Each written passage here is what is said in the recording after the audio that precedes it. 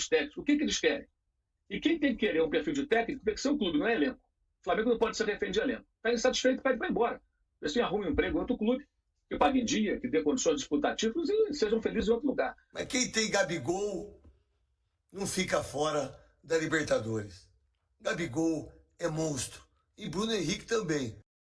Fala, nação rubro-negra, é isso aí mesmo, cara. Quem tem Gabigol e quem tem Bruno Henrique, especialmente, é vitória na certa. É isso aí, eu falo aqui após a vitória do Flamengo contra o Olímpia 2-1 e nesse vídeo você vai ver Mauro César Pereira, Craque Neto, Revista Placar. Meu irmão, curte aqui esse vídeo, segue conosco, se inscreve no canal. E o Bruno Henrique, hein? O que é o Bruno Henrique? É igual o Arrascaeta, é um deboche, outro patamar.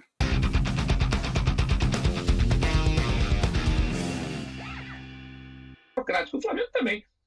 Foi uma atuação, acho que, muito pálida no primeiro tempo. Me lembrava até um pouco momentos do jogo contra o América. O time do Olímpia vinha fechado, claro. Tem muita gente que fala, mas o Olímpia fez a segunda melhor campanha na fase de grupo. Esqueça. O Olímpia depois entrou numa crise danada, não ganha desde junho. O técnico que era o Diego Aguirre saiu, chegou agora o Arce, não venceu ainda. Há problemas com o presidente do clube, que não teria pago ali uma premiação que foi prometida pela campanha na fase de grupos. Mas se mobilizou para o jogo de ontem. Você vê que na Libertadores as coisas mudam, né? O time vem em crise, foi eliminado da Copa do Paraguai, depois do São Lourenço, que não é o que venceu o São Paulo, é o São Lourenço da segunda divisão do Paraguai.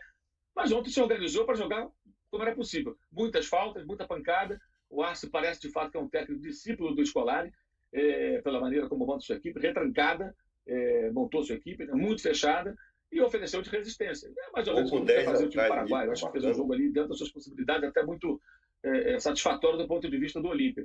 E o Flamengo enfrentou as mesmas dificuldades, mas foi um primeiro tempo muito lento, não foi intenso, não pressionou tanto de saída de bola, não acelerou o jogo para tentar acelerar a troca de passes e encontrar um espaço na defesa adversária, tanto que finalizou até mais fora da área do que dentro da área no primeiro tempo. Foi bem pálido. Aí no segundo fez o gol. O gol explica por que o Pedro não é titular absoluto. Aliás, no time do Flamengo pouca gente tem essa condição, né? E sempre vai ser assim quando você tiver bons jogadores em quantidade, porque você vai ter sempre disputa por posição. Isso é saudável, né? E aliás, eu não imagino nenhum time forte do mundo, se quiser futebol internacional, em que o Pedro possa ser titular absoluto. Absoluto que eu falo é aquele cara que é intocável. Acho muito difícil. Mas enfim, essa é uma outra história. E até teve ali uma boa participação do treinador quando fez uma mudança ali no intervalo, botando abrindo mais o gesto do lado esquerdo, mais ou menos como joga o Everton Ribeiro da direita. O losango, né? E o Alan, os dois abertos, o Arrascaeta mais à frente e o Bruno Henrique entrando na área, né? E assim acontece o gol, né? Teve também uma inversão dos zagueiros, o Davi Luiz foi para o lado esquerdo e o Fabrício para a direita, e foi ali que o Davi conduziu a bola, depois fez o passe buscando o Gabriel pôs na cabeça do Bruno Henrique, que mostra mais uma vez que assim, voltou em pouco tempo, já muito próximo da sua forma ideal, né? Ele ontem apanhou pra caramba, mas participou muito do jogo, deixou tudo em campo, e abraçou o técnico no final, mas existem ali alguns problemas, eu acho. O time não manteve o nível da atuação contra o Grêmio, por exemplo. Por outro lado, também muitas dificuldades, como o São Paulo também enfrentou. O Flamengo tem muito problema com defesas muito fechadas, não é só com o São Paulo, já foi assim com outros treinadores, né? E leva vantagem que é pequena, vai enfrentar muitas adversidades lá no Paraguai, vai ter um clima bem hostil, vai haver uma grande mobilização com a torcida, não tenha dúvida disso. Uma vitória por um gol, o Olímpia leva para os pênaltis. O Olímpia, no passado, eliminou o Fluminense na fase preliminar da Libertadores. O Fluminense tinha vencido semanas antes do Flamengo na final carioca, ainda com Abel Braga, né? E o Olímpia eliminou. É um time com muitas limitações, mas está vivo e vai tentar eliminar o campeão. O Flamengo ontem poderia ter feito mais gols, mas não mereceu, não. Acho que a vitória de 1-0 foi um placar que retratou bem o que foi o jogo. Não merecia mais do que isso, não. E sobre o Pedro, só digo o seguinte: eu acho que a diretoria do Flamengo está certíssima. E quem questiona deveria definir, descer do muro, que é o quê? Paternalismo ou profissionalismo? O camarada faltou um treino, não quis aquecer, são duas punições. Não acho errado, não. Como outros já tiveram. Até o Gabigol já teve punição por esse tipo de comportamento. O Marinho, o Vidal, lá atrás teve Coelá, teve outros jogadores que passaram por isso. E acho que ontem ficou claro porque que ele eventualmente joga e eventualmente não joga. Se estiver tudo bonitão, inteiro, pronto, no domingo deve jogar contra o Cuiabá, lá no Mato Grosso, no último jogo da rodada, que será às 20 horas. Te pergunto ontem, o seguinte, Mauro, você não acha, honestamente, eu quero te ouvir sobre isso, porque eu acho que eu divirjo de você nessa questão. Eu acho que a segunda punição devia ser dobrar a multa, fazer sofrer no bolso, mas tirá-lo de um jogo, eu me pergunto se prejudica mais a ele ou ao próprio time. Entendeu? Eu falei, não, vai jogar porque você é pago para isso. Agora, não veio treinar, fez o que fez, na confusão, dobra a multa. Esse mês não tem salário. Eu mexeria no bolso, não mexeria numa coisa que de alguma maneira prejudica o time.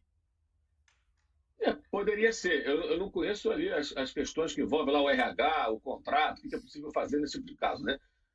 Mas sendo possível, até acho que faz sentido, Juca. Poderia ser ele recebeu 5% de multa, poderia ser 10%. Mas, enfim, de uma forma, eu até concordo com isso. Eu só acho assim, alguma coisa tem que ser feita. Tem que punir. Porque o caso da agressão foi tratado como? O cara foi embora. O jogador teve todo o suporte necessário. Todo o suporte. Teve dirigente com ele até quase 5 da manhã, fretaram avião para trazer ele no domingo. O camarada só foi depor porque o dirigente do Flamengo entrou no ônibus e falou, tu vai na delegacia também. Se ele não fosse depor, a polícia tem que convocá-lo, ele ia para a Argentina e ir embora, porque ele é de Argentina, vai ficar aqui no Brasil fazendo o quê? Acho que ele vai embora, ele ia embora. Então seria uma complicação. O dirigente foi lá no ônibus e falou, olha, você vai também na delegacia. Ele desceu, foi, por isso que ele foi no carro, junto com o Marcos Braz. Botou ele no carro, segurança do lado, levou o homem, ele não resistiu também, aceitou, foi lá, falou, admitiu que fez, absurdo que cometeu. Então acho que de fato, poderia ser assim. Mas o importante é colocar a casa em ordem. Porque essas pessoas... Eu já falei várias vezes aqui que o Flamengo, a bagunça, o paternalismo, a tolerância, com uma série de coisas erradas no comportamento dos atletas, muitas vezes, até em campo, especialmente em campo. Então, quando os caras são rigorosos, eu desconheço que algum clube da Europa, clube grande, médio, o cara se recuse a se aquecer, se recuse a não aparecer para treinar e fique por isso mesmo. Mas ele foi agredido. Eu entendo como duas coisas distintas. Se ele tivesse segunda-feira mandado um WhatsApp falando, olha, eu não estou legal, eu tomei um soco na cara, não tenho condição de treinar, não estou bem, ele não iria. Mas ele não mandou nenhuma mensagem, um sinal de fumaça. Tanto os assistentes, agentes, assessores, ninguém tem condições de fazer um contato. Não tem explicação. Fica a sensação de que você não vai para provocar um problema. E provocou. 9 da manhã, todo mundo lá, o cara não apareceu, 9h01 já estava na internet. Pedro não foi treinar. Das 9 horas até quase 1 da tarde, quando chegou a informação de que ele finalmente deu satisfação, o negócio já estava pegando fogo de novo. Então, o incêndio que estava controlado reapareceu. Então, criou ali mais um problema desnecessário, muito ruim. E teve muito jogador que não gostou, evidentemente, porque, veja bem, o jogador que também está na reserva, ele não curte isso. Por que o cara reclama e eu não posso então reclamar? Eu também quero jogar. Por que eu venho treinar e o outro não vem? Né? Agora, tem um outro problema que eu vou até escrever no meu blog, que assim, existe ali também uma outra questão que a diretoria tem que estar atenta. Tá? Uma parte do elenco, muito distante do técnico, tá? Tem jogadores que assim, não curtem nem um pouco o técnico. Agora, quando contratam o Sampaoli sabendo como ele é. Pois é, então, mas ao mesmo tempo, por isso, né? Ao mesmo tempo, o Bruno Henrique foi lá abraçá-lo assim que fez o gol, né, Mauro? Por isso que eu falei parte do elenco. Tem jogador que torce o nariz e tem jogador. O Bruno Henrique joga sempre com o Sampaoli. Ele mal voltou de lesão, já estava indo para o jogo. O Sampaoli é louco por ele. Reclamou quando o Flamengo comprou do Santos, ele estava no Santos.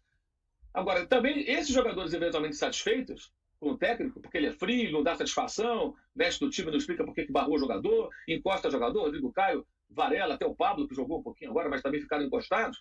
Eu queria saber o que eles querem também, afinal. Porque o Renato era brother, o Dorival era um mais paizão, o Rogério Ceni compôs com todo mundo ali, virou amigo de todo mundo, né? Escalou todos os principais jogadores. E quando esses caras saíram, um teve um contrato renovado, o outro também foi demitido de madrugada, eles não falaram nada, ninguém saiu em defesa dos técnicos. O que eles querem? E quem tem que querer um perfil de técnico tem que ser o clube, não é elenco. O Flamengo não pode ser refém de elenco. Está insatisfeito, pede para ir embora. Assim, arrume um emprego em outro clube, que pague em dia, que dê condições de disputar títulos e sejam felizes em outro lugar. Agora, a diretoria tem que ter personalidade. Se escolher o técnico desse perfil, vai ser ele. E ponto final. Ou então vão ser eternamente reféns de alguns jogadores. 1-0 foi pouco, hein? Contra o Olímpia. O Olímpia jogou no Maracanã, 60 mil flamenguistas, e conseguiu, né, segurar o time do Flamengo e jogar no Paraguai, Comebol, tudo lá. Meu irmão, fica esperto o Flamengo, hein? Fica esperto. Mas quem tem Gabigol não fica fora da Libertadores. Gabigol é monstro. E Bruno Henrique também. Parabéns ao Flamengo, hein? Deixar o Pedro de fora. Vocês são muito... A gente vai falar sobre a vitória do Flamengo sobre o Olímpia por 1-0. Resultado, um jogo complicado do Flamengo, mas a gente vai chegar lá. Porque é tão importante quanto o jogo era o que o técnico Jorge Sampaoli iria falar sobre o Pedro após a partida. Iria, porque ele foi perguntado apenas 2 vezes. Várias perguntas. Não somos ombudsman, mas né? O pessoal poderia ter perguntado mais sobre o Pedro, que é o grande assunto da semana e tal. E ele foi muito evasivo quando falou sobre o jogador. Até separei aqui a declaração, abre aspas para Sampaoli após o jogo. Jamais falaria de um jogador meu, ponto. Pedro não jogou hoje porque o clube determinou uma suspensão.